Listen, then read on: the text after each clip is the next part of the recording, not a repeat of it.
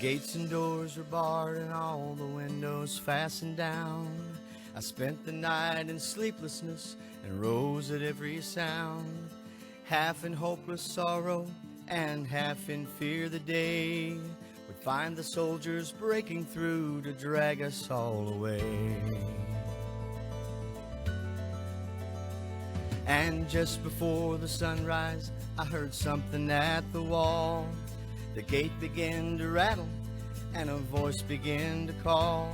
So I hurried to the window and looked down into the street, expecting swords and torches and the sound of soldiers' feet.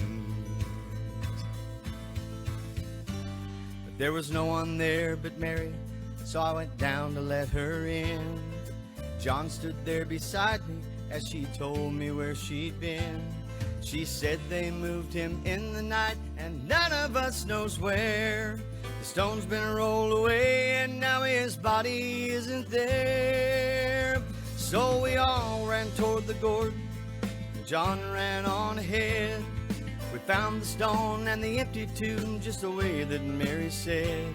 But the winding sheet that wrapped him in was just an empty shell. How or where they'd taken him was more than I could tell. But something strange had happened there, just what I did not know.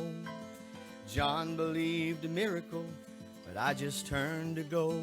Circumstance and speculation couldn't lift me very high, 'cause I'd seen them crucify him, and then I saw him die.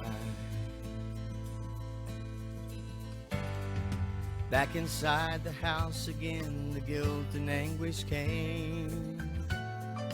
Everything I'd promised him just added to my shame. When at last it come to choices, I denied I knew his name. And even if he was alive, it wouldn't be the same.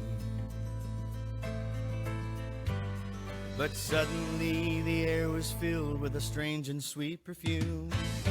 Light that came from everywhere drove shadows from the room.